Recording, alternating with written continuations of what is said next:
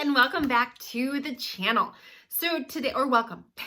I always say welcome back. I always just like to assume you're already part of our tribe, our group, our growing community here on YouTube. But if you're not, I would love to invite you into our little tribe, which is growing every single month, every single week. I started this channel not that long ago, and it was just about sharing the knowledge about losing weight, sharing the knowledge about going from a size 22 down to a size 2. As someone who's struggled with her weight and all the things that go with it for the majority of my life, and then crossing over from morbidly obese, a size 22, busting out of a size 22 into a healthy fit size 2, like, I don't know, I'm just passionate about like helping other men and women do the very same thing. And so we do upload 4 times a week here on the channel, Monday, Tuesday, Wednesday, and Friday. So I would love to have you join our tribe here on YouTube. Hit the subscribe button, ring the notification bell. That way you do get notified when we do upload. And we do have some really yummy recipes. Just saying. Most of them are healthy. There's a few naughty, unhealthy ones in there, but it's all about balance, right? So today we are going to be talking about working out injured. Working out injured. So I have gotten a couple people ask this question over the past couple weeks, and I just thought, you know what, this is a real thing, and this is something that we deal with in life, right? Like sometimes you got to play injured. If you are a mom and you get injured or you get sick, like you can't really just say sorry. Sorry, mommy's not feeling good today. Like, no, I mean, unless you have help, like, you got to figure that sucker out. Like, you can't be like, sorry, broke my arm, I'm off mom duties until I'm healed. Like, no, like life goes on when you get injured. And so I want to talk about what to do if you are currently working out, whether you're working out to get healthy, you're working out as part of losing weight, whatever it is. If you are working out, what to do with your workouts if you get injured. And hopefully you never need to use this, or, you know, maybe you just stumbled across this video because you were on the channel, or maybe you were searching this because you were working out and you got injured and you're like, what the frick? So here's the good news. Most of the time, you're not going to get injured from the neck down to your toes. That's the good news. Most of the time, an injury is going to be you pull something, or you jack something up, or you tweak your knee, or you tweak your shoulder, or you tweak your elbow, or you tweak something, okay? Most of the time, hopefully, it's just a little tweak, and then you listen to your body. So here's what I will say.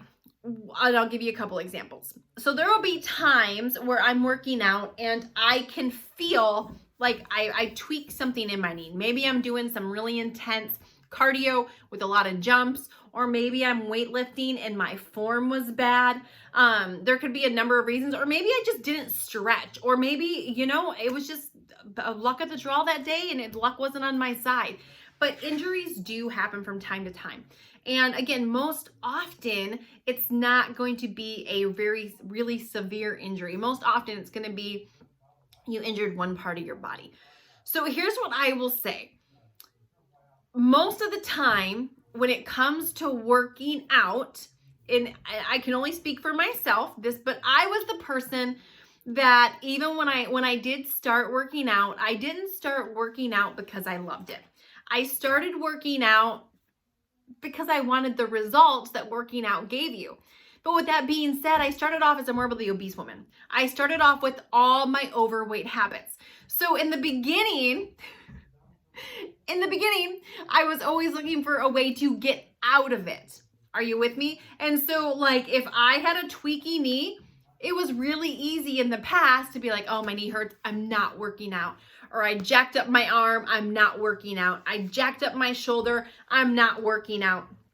And although I do believe there's times to rest your body, so often when it comes, and sometimes that's what our body needs is rest, so often, here's the flip side, our body also needs movement. Our body also needs movement. We have 3 babies, and I had all of them via C-section. And I will tell you, I was up and at 'em. Although my body needed to rest, I recovered very quickly from all 3 of them. And I believe also part of that was because I didn't just lay around. I got up, I moved. I was wise with the movement, but I got up and I moved. And so I've had other people that I've known gone through a C-section and they didn't, and it took them much longer to recover because they didn't move. So part of your body recovering is rest. The other part of it is also movement. Like your body is made to do both. All right. So here's what I'm going to say. There are times when I have tweaked like my hip. There's a time where like I didn't know what I did to my hip. I pulled something, like it hurt, like just to go up the stairs. Like I had to like baby it going up once, and I don't know what I did. I just jacked it when I was working out. And so for a week or two, I concentrated on upper body, on stretching. I still kept my appointment to move my body 6 days a week, 30 minutes a day. I still kept that appointment. I still kept that commitment. I still, instead of just saying, you know what, the heck with it. Why? Because your health, one of the biggest things we struggle with in our health is commitment. And if we bail out every time it's hard, if we don't work out every time we hit an obstacle, it's going to be really hard to build that commitment, because commitment only happens through persisting through the hard stuff. Results only happen through commitment over time. And so with that being said, like I used to be the person who was committed based on my life circumstances. I was committed based on what was going on, based on if I felt like it, based on if I was healthy, because I was the person that was always looking for a reason to not work out. And whether it was I had a sick kid, I was sick, my knee was sore, my arm was sore, I had a headache, I had pink eye, whatever, my dog, whatever it was, I was really good at coming up with reasons not to. And so I knew from business that I needed to come up with reasons to. And no matter what was going on in life, I still needed to get my workout in. And I can remember that first year losing weight in the very beginning. Like I didn't want to. Like when my knee was tweaked, I just wanted to be like, F you, like I don't want to do it. But it was like, no, Carmen, how bad do you want this? How bad do you want this? And how bad do you want this not to become a chore? And see, like when you're committed, commitment builds on itself. So when you have a streak of commitment and then you have a streak of uncommitment, it's harder to get recommitted after being uncommitted. Does that make sense? Have you ever been on a diet and you were like being so good with your nutrition, and then you went away on a vacation and you just went off the rails, and then you had to come back and rein it back in? It's always harder to rein it back in because you've just been eating sugar and carbs nonstop, right? And so working out was the same exact way. So again, you have to listen to your body and you have to do what you think is right. But what I'm going to tell you is that when you're working out, it takes commitment to work out. It takes commitment to lose weight. It takes commitment to bust through the obstacles of doing that. And so when you get injured, modify your workouts. If your lower body's injured, I don't care if you sit on a weight bench and you lift weights. I don't care if you stretch. I don't care if you work your chest, you work your shoulders, you work your back, you work your triceps, you work your biceps, you work all of that. If you've got a jacked elbow or a jacked shoulder, freaking work your booty, work your legs, work your quads, work your calves. You work all of that, but don't work your upper body. So most of the time, your upper body and your lower body is not going to be injured at the same time. So whatever is injured, do the exact opposite. And yeah, it might not be the best workout in the world, but a workout, even a crappy workout done, is always better than no workout at all. Doing a crappy workout and not being able to do everything is always better than no workout at all. And I'm going to tell you, it's that kind of commitment that helped me finally go from a weight loss failure to succeeding. It's that kind of commitment that helped me finally lose those 161 pounds. It's that kind of commitment that has helped me maintain the weight loss for the first time in my life.